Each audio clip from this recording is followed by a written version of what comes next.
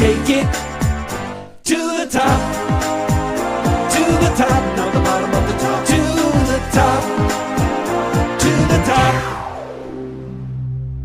In this edition of Take It to the Top, I am actually leaving my beautiful basement studio and getting outside. Yes, I'll probably be squinting because I haven't been outside in a while. But I'm going not too far away from where I live, actually, to record a podcast with a really, really talented student from a local school here in upstate New York. Her name is, actually, I'm going to let her explain her name because I butcher it every time I say it. So without further ado, we're going to talk with this student who has entered a very exciting contest for talented kids, and she's a very, very talented pianist. We're going to be talking with her right now from her living room. All right, we are recording. This is Take It to the Top. This is my podcast, and I am live on location here. I very rarely do this, but I found out that we live very, very close to each other, so that made it very easy. I am here with Carolyn. Go ahead. I have to ask you to pronounce your last name. Caroline Skrebutenas. And it is Caroline. Yes. See, I not only got your last name wrong, I got your first name wrong. It's Caroline. Say the last name again. Skrebutenas. Skrebu like tennis? Yeah. Skrebutenas. Okay. And you are, now this might be old news. Are you a sophomore in school? I am a sophomore, yes. You're a sophomore. Yeah, just started this year. You're a sophomore at Skrebutenas School, which is where my son went to school. I'm going to tell you why I'm here. I'm here for two different reasons. I was sitting at my kitchen counter and I got the Skrebutenas paper. Yeah. And I saw your article. Yeah. And so that's the first reason I'm here. The second, well, actually, there's three reasons. The second reason is I do this podcast, and I want guests on. I want local guests. And the third reason is when you were explaining the way you play the keyboard, the way you play the piano, it really hit me. I actually fell backwards on my chair because that's exactly the way I learned. So we're going to get into your process, hopefully. Well, how long have you been playing? Let me ask you that first.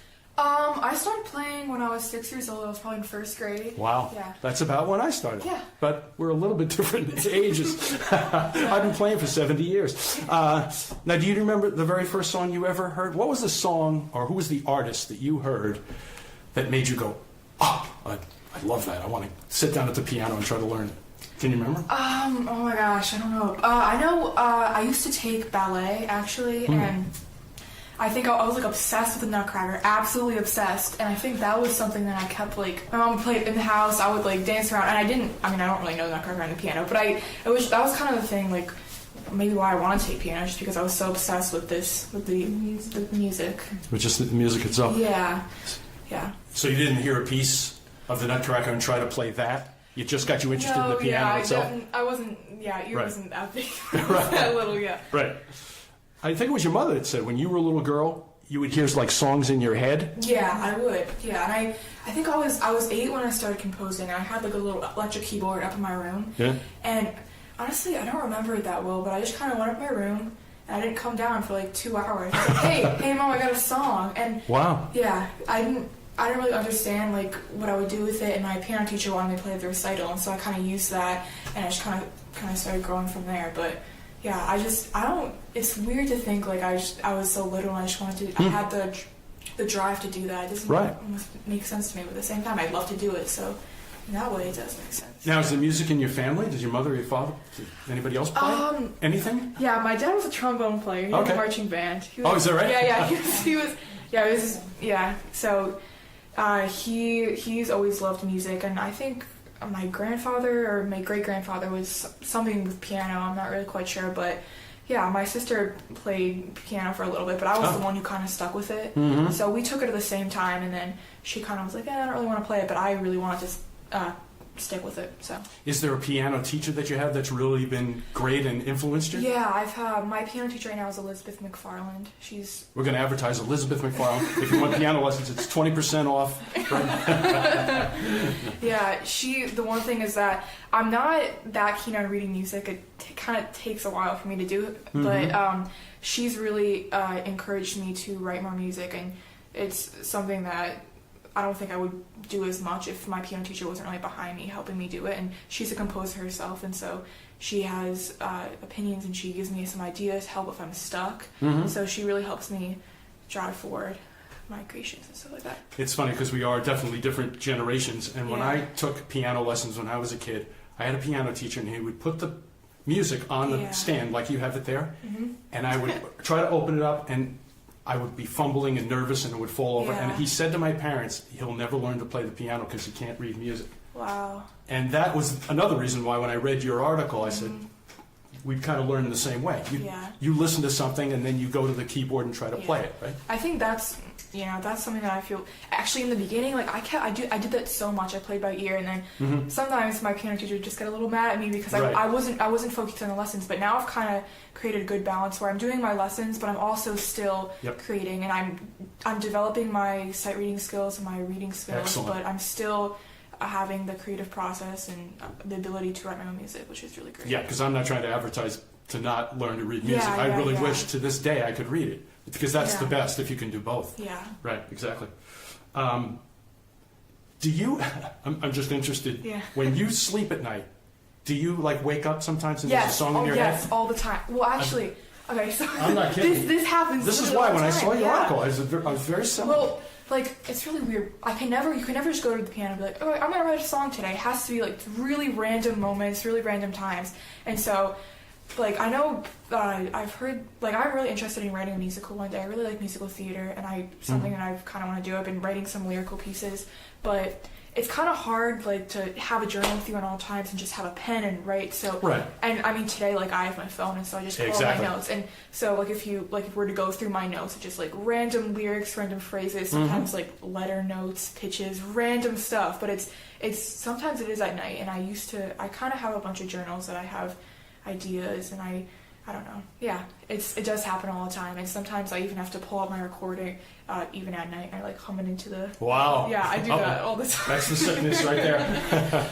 Well, you know Paul McCartney of the famous Beatles, right? Yeah, I yeah. just heard a interview with him, and he said that the iPhone, if he had the iPhone back when he was starting, he thinks it's actually a disadvantage because he'll pick up the iPhone now and he'll have little pieces of like 50 songs. And he's trying to force himself now to, like, if it's good enough to start, it's good enough to finish. You know what I mean? So yeah. versus having a whole phone with like 8 million ideas, you know, it makes it too easy to just come up with little ideas and not finish anything. Yeah. So, what was the very first song that you wrote? Oh, actually, it was called Whirling Dervishes. I know, yeah. So I wrote the song. Actually, my piano teacher came up with the name because I think she had like a photo of whirling dervishes. I think are they Turkish or something? Yeah, and they're like these dancers that spin around, and it was kind of, I don't even know if I remember it, but it was like fast paced, and it was kind of like, I don't know, had like a dancing kind of beat, and I played at the recital. I think I was really little. You played that recital? Yeah, I did. It was fun, and then after that, I was just kind of like, well, guess I'm gonna write another song now. Like, why not? Yeah. And one leads to another. Yeah. Can you give me a little bit of, I don't want to put you on the spot, but any one of these songs Any one of the songs, yeah. Maybe I think I'm gonna do. I wrote this one song, "Awakening," and I originally just had the piano part, and then I kind of developed into a lyrical piece. But I'm just gonna do the piano part. So maybe I'll do a little snippet. Wow.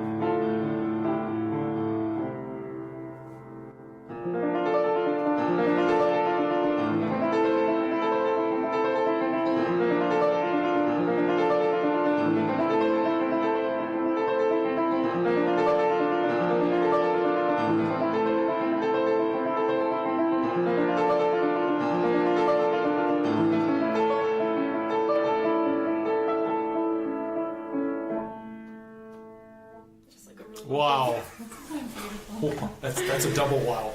It's actually a triple wow because you sent me, your mother sent me some clips of you playing, and I didn't look at any of them because I wanted to hear you the very first time.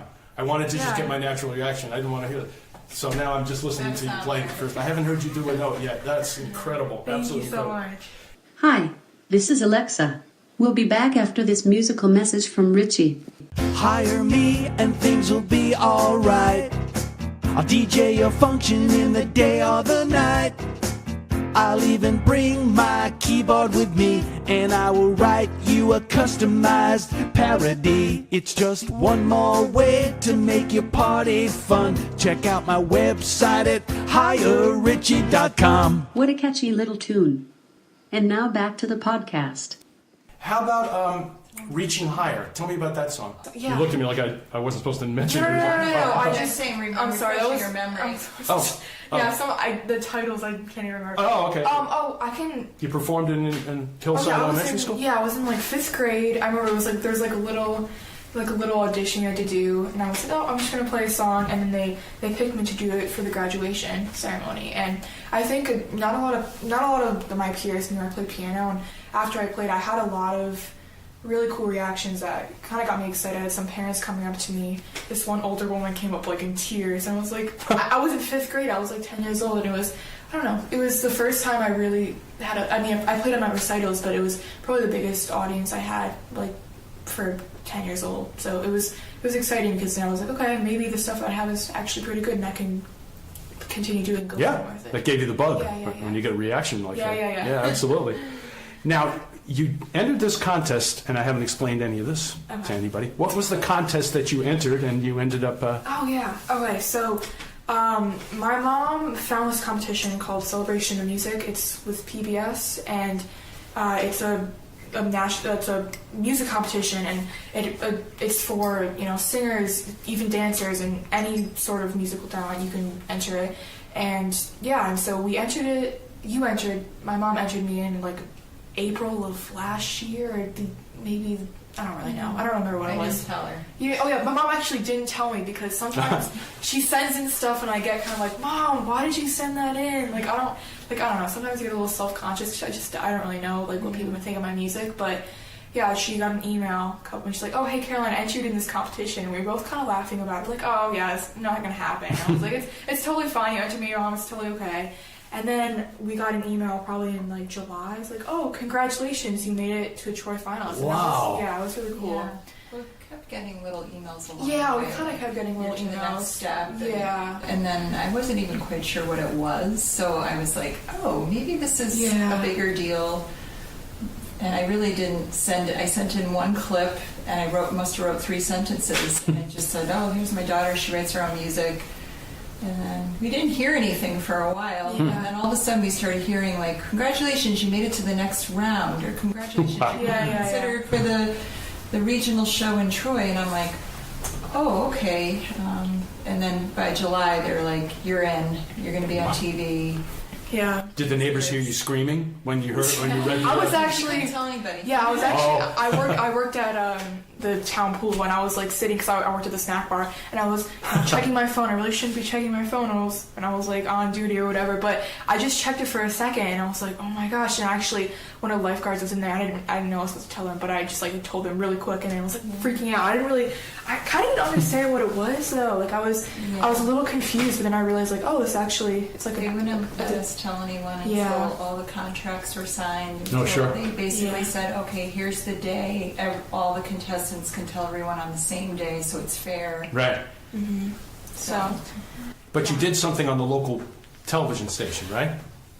It was a non-studio production, so we sent in like a home video, and I went to like a piano studio, and I had someone record me. Oh, okay. And sent it in. So I was on TV. There's kind of like there's like a virtual one of non-studio, and there's a studio. So I was kind of like in the middle, but it was still really cool to see myself on TV. I did a little interview. It was really fun.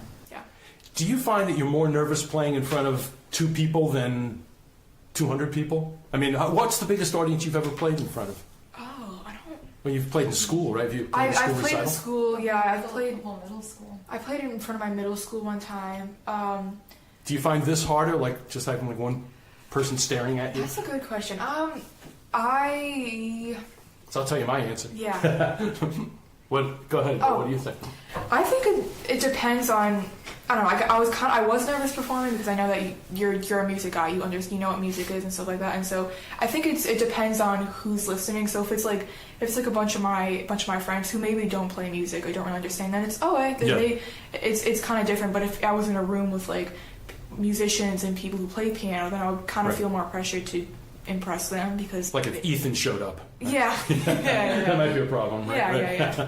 When I was on WGNA, we had these country concerts with 25,000 people. And we were the hosts of it. I would get up there, and I swear I was not nervous at all. I was more nervous in front of 5 people than I am in front of a big group. Yeah. That's me. I don't know. You also like you don't have the connection. Like you're not like even though it's a big audience, like you're not seeing every single one of them. Like, exactly. All the 5 people, like you can see every single. Like you know who they are. You probably meet them. Exactly. Yeah. It's like a big painting of them, right? Yeah. Versus that. Yeah. How do kids in school these days react to musicians? I remember like Billy. You said you like Billy Joel, who's one of my favorites. Joel, Billy Joel, I've heard an interview with him that he used to get beaten up. He'd come home from piano lessons, and literally his friends would pick on him because he lived in a rough area in Long Island, to the point where he actually took up boxing because of it, and became a welterweight. Well, it's such a different generation. Kids, I would think, are a lot more accepting of anything. I mean, I think the school that I go to at Niskuna High, music is definitely, our music department is really, really good. And so there's a lot of kids at my school are involved in choir, orchestra, bands, in some way or another. So, like, if you don't think they play an instrument, they most likely do. If they're not involved in music, they probably are. And I think, I don't know, like, I've never experienced anything where people have, like, made fun of me for writing my own music. Right. Because I think it's... They should be jealous of it, if anything, right? It's definitely something that's almost kind of popular. Like, people, I know so many kids, like, so many kids that play instruments and are involved in some music ensemble in some way, so, yeah. And not only are you writing things and performing, I mean, you're playing, it's incredible, but you're also arranging? I mean, you're arranging it. Tell about that. So the clip that I just played, I had that song, and then I wrote lyrics on it. I was writing it for like for a competition for like musical theater, and I kind of had the song. Nothing happened with the competition, but I just had the song. And so there was a singer at my school, and I was like, "Hey, do you think you could perform this piece? No one's ever performed it before. I performed the piano, but no one's ever sung it before." She's like, "Yeah, let's do it." And I'm in an all-female choir, ladies first at my school. And I asked the choir teacher if I could just perform it in front of ladies first, and she said it was fine, and so that's what I did, and we performed it. And after that, my choir teacher kind of came up to me and had the idea that I could arrange it, and so I'm working on it right now. It's happening, and so I'm really excited about it. It's kind of what I'm excited about the entire year, because it's really cool on having it like come to life with, I don't know, there's like 50 girls in the choir. It's really, really cool. Yeah, but how do you do that? How do you... No, I mean, that itself is an incredible talent. I mean, you're playing one instrument, but when you're arranging, a lot of different people singing, that's an entirely different level of music. I have, I'm using like a digital program to do it, but... honestly, like I kind of over the summer I was like, I totally got this. Like I've never I've never arranged anything in my life. Like I've never done that before, and so I just kind of was like, I can do this. And I kind of took it on a little too much, and I just kind of was like, I'm gonna write it, and I tried like jotting down ideas and stuff like that. But first I had to kind of learn the format of what it was like to write for four what is it even called, like 4 sections in a choir, the sopranos, altos and stuff like that. And so I was kind of looking up like pieces to base it off to, and I have a couple choir pieces in that big stack of books right there. So, and I was kind of flipping through, and even like this happens to be like I have some manuscript paper, and I was like trying to figure out how to do if I would add a solo voice, how to add a piano and stuff like that. And so I finally figured it out, and then I had a session with my choir teacher, and we kind of bouncing ideas off each other, but I don't know, it just kind of clicked, and it's definitely more of an alto piece. It's alto heavy, and so I'm doing harmonies, and I've only been in a choir 1 year, and so I'm kind of basing off all of my ideas off of everything. Like I'm basing all of my ideas of what this should sound like off of past things we've sang before. And so there's a certain piece that has kind of this polyphonic, kind of really cool rhythmic stuff, and I was like, I really like that, how that sounds. Maybe I can add that in my piece, and kind of basing it off of other things. Sure. Yeah, as ideas, but yeah. But it's still, like I've done a million pieces. What I did on the air is song parodies. I would take a song and write my own that's really lyrics. cool. That's what I was thinking. Weird Al. It's kind of like weird. It's Weird Al. So I have a little studio at home with a digital keyboard that has like 500 sounds on it. Oh, that's cool. But to actually sit in a room with like a 16-track, have you ever done that? Like sat in a studio and tried to put down like a piano part and then another part and another part? Because that's arranging. Yeah. I find that's the hardest thing in the world, to get all the instruments to sound right and the levels to be right. That's the same thing as arranging for a choir, really, right? Yeah, I have been in the studio. I did a camp over the summer, and I didn't really have a chance to work like solo with the studio work, but I was in the environment and I saw how it worked, and that was a really cool experience. But you should try that. Yeah. What was that, St. Rose? Tell me Oh yeah, was that St. Rose College? College St. Rose. That's good. Yeah. And I'm in a MIDI class right now, so I know how to do a little bit of MIDI, but I'm just trying to learn that. So it's much easier because with MIDI you can just play into the keyboard and right. Different scores, parts. and so I don't have to go through one time I did score a piece, but it took like, oh my god, like I printed out so many pieces of paper, and it took like probably like 2 months. So I was like every single note, it was crazy. But I'm glad I got it done, because I can do it. I know how to do it for future reference. But like the technology now, like if I can just play something to a piano and have it appear as a sure. Yeah, that would be so cool. Well, even these keyboards, my keyboard has actual vocal sound. So when you hit the note, it'd be that's the. So you could work out all your parts on the keyboard. The program that I'm using now also has that. And so the soprano, like how I program the soprano and the alto, like that's what it comes out with the ahs and the and ahs. Yeah.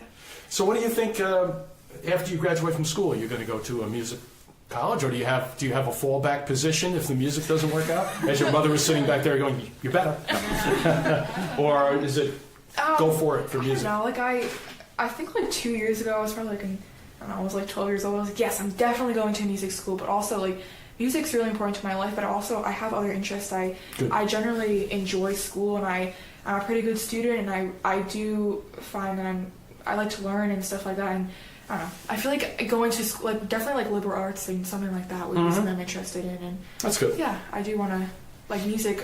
Is really important, but I do have other things I want to focus on too. Yeah.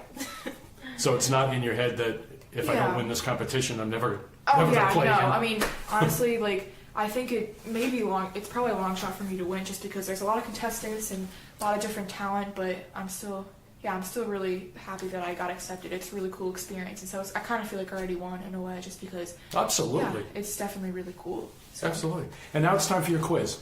Well, I was a school teacher for 5 years, so I always throw like a pop quiz. Okay, gotcha. I'm gonna read you 5 different artists or groups. Okay. And you tell me what they have in common, okay? Okay. Destiny's Child. Gotcha. Backstreet Boys. Uh-huh. Jennifer Hudson. Uh-huh. Britney Spears. Okay. And Justin Timberlake. Just tell me what they have in common. Besides, if you say they're musicians, I'm gonna be a little mad. Oh wait, it's I know. 90s, right? Is that right? Yeah. Yeah, actually, that's right. That's not, 90s. that's not what I was looking for. Okay. Anybody? They're all in the Mickey Mouse Club together. A couple more than the Mickey Mouse Club together. Okay. That's right. Okay. Yeah. One more. Oh wait, no. Destiny's Child, Backstreet Boys, Jennifer Hudson, Britney Spears. Actually, Usher is in there too, and Justin Timberlake. Okay. What? I don't know. Nobody? I don't know that. No. All of them entered competitions and lost. Really? I think actually I know. Like I know Justin Right, Timberlake was in Jennifer it. Hudson came in 7th. She came in was second. Seventh, Seventh seventh, Seventh something place. like that. Yeah. When you think about I that. didn't know that. Yeah. Yeah, and they're all really successful, so it just goes to prove that. Exactly. Yeah, the ones that lost American Idol went on to bigger things, Right. just Yeah, big yeah, things. yeah. Yeah. So, well, I really enjoyed this. Now you have a voting page for this competition. I do have a voting page. Okay. What's the address for that? It's celebrationofmusic.com, and then you can go, there's a little bar, and you can press contestants, and you go to the Troy website, the Troy page, and if you scroll all the way down, you see my face, just Caroline Skrebutenas, a really, really long last name. Yeah, and then if You're in the C's. I'm in the, She yeah, comes it's up about alphabetical fifth. order, I'll come up like Fifth this. down. And Right. I have a little bio, there's some photos, and actually the piano piece that was on TV is actually now in my voting link, so in the voting page. So if people didn't see the TV, the the show can see the video in my voting. And then literally just vote, put your email on only once, because that's hard. Yeah, exactly.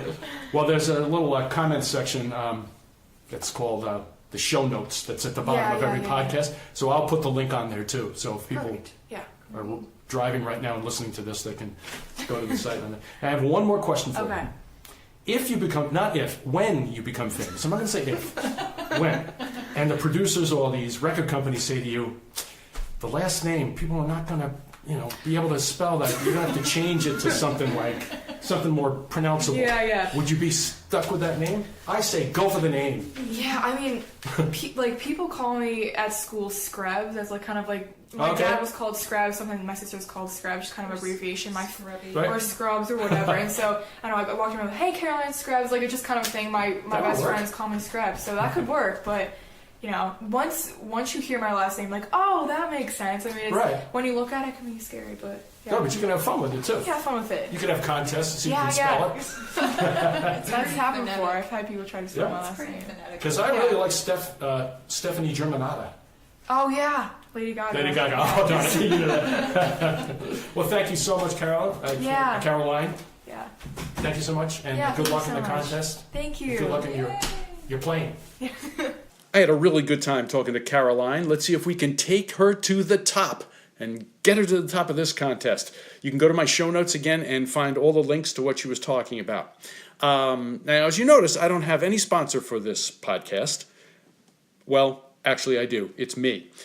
If you'd like me to host your next event, provide music for either live keyboards or DJ-style music, I can do that. I can play your business function, your conference, your annual dinner, your awards night, your wedding, your retirement party. I can even come to your school and create a song with kids. I've been doing that for over 20 years with my little program called the Reading, Writing, and Rhyming Tour. In other words, have keyboard, we'll travel. Just go to www.hirerichie.com. That's HIRERICHIE.com. And have all the information and testimonials and everything else. And one more thing. On November the 2nd, I will be playing in a very cool little piano bar setup called the Eden Cafe, 269 Osborne Road, right next to DeRaymond's Restaurant. This time featuring funny songs, some that I've written, and some very famous ones that everybody knows. The fun starts at 7:30. It ends at 9:30. There's plenty of food and beverages available. I'd love you to come. All you got to do is go to eventbrite.com, BRITE.com, and type in my name, and you can get tickets. The tickets are very, very reasonable. They're $7.50 for the general admission. The Top, my podcast, is posted every 2 weeks on Tuesday. Think The Top on Tuesday. Just type in Richie Phillips on the Apple Podcast app, and you will find it. And if you have an idea for a podcast, just let me know. Who'd love to have on, and I will try as hard as I possibly can to take it to the top, to the top.